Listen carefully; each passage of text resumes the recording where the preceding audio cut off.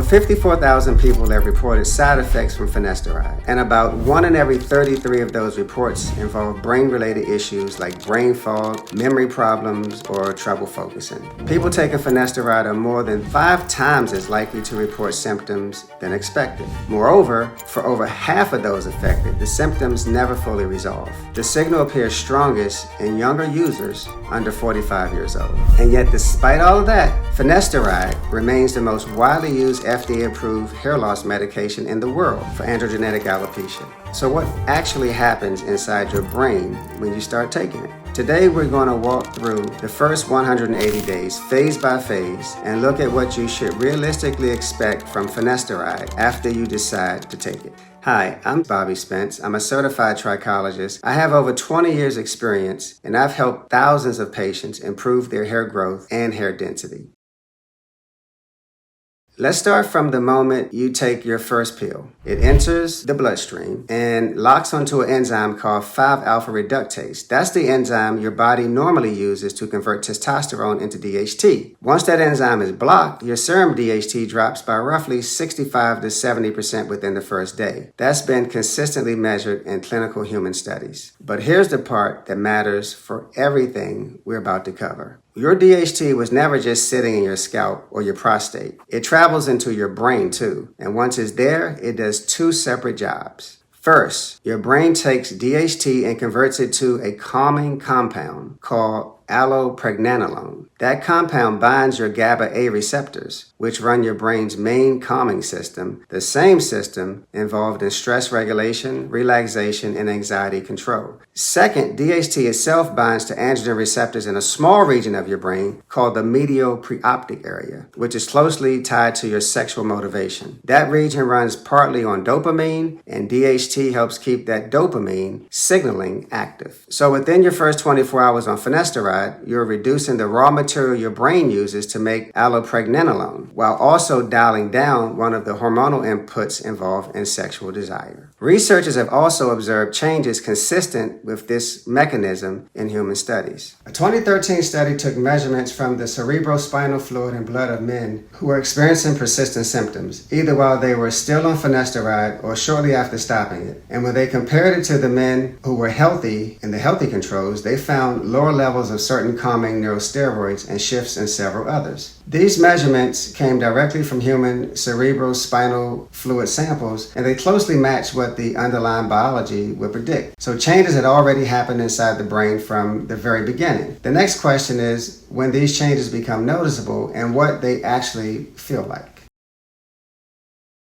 This is the period where you first begin noticing changes in your mood, stress tolerance, or emotional resilience. A 2008 study found that finasteride blocks the brain's normal stress response, specifically the rise in allopregnanolone that would normally occur during periods of stress. At the highest doses tested, levels of this calming neurosteroid were almost completely suppressed. Since allopregnanolone is one of the compounds affected from the moment you start finasteride, this is often the window where these changes become most noticeable. Multiple regulatory agencies have reviewed reports involving mood-related side effects in finasteride users over the years. The European medicine agencies added a warning about suicidal thoughts to finasteride labels in 2017. The UK regulator pushed for stronger labeling as well. And as recently as 2024, the EMA launched a new safety review to investigate this relationship even further. If you have a personal history of depression, anxiety, or other mood-related conditions, or a strong family history of them, this is the period where it's especially important to pay attention to how you're feeling and discuss any meaningful changes with your doctor. In phase 2, your mood is the first thing that changes, but by the 6-month mark,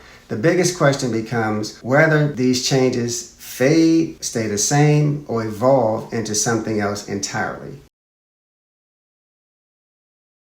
Now, by the time you reach the 6-month mark, the concern is no longer hair growth. It's post-finasteride syndrome. At this stage, you experience symptoms that extend far beyond the scalp. Brain fog starts affecting your ability to focus. Memory feels less reliable. Tasks that normally require little mental effort can feel noticeably harder. Alongside these cognitive symptoms, you may also experience low mood, anxiety-reduced motivation, reduced libido, erectile dysfunction, genital numbness, and a reduced ability to experience sexual pleasure. Now, researchers have spent years trying to understand whether these symptoms are accompanied by measurable biological changes. One of the most interesting findings comes from a study of men who actively experience these symptoms. Researchers used MRI scans and found altered activity in the brain regions involving reward, motivation, mood, and sexual arousal, including the nucleus accumbens as part of the prefrontal cortex. In other studies, researchers analyzed cerebral spinal fluid from symptomatic patients and found altered neurosteroid levels compared with healthy controls. Some of these same common neurosteroids we talked about earlier were significantly different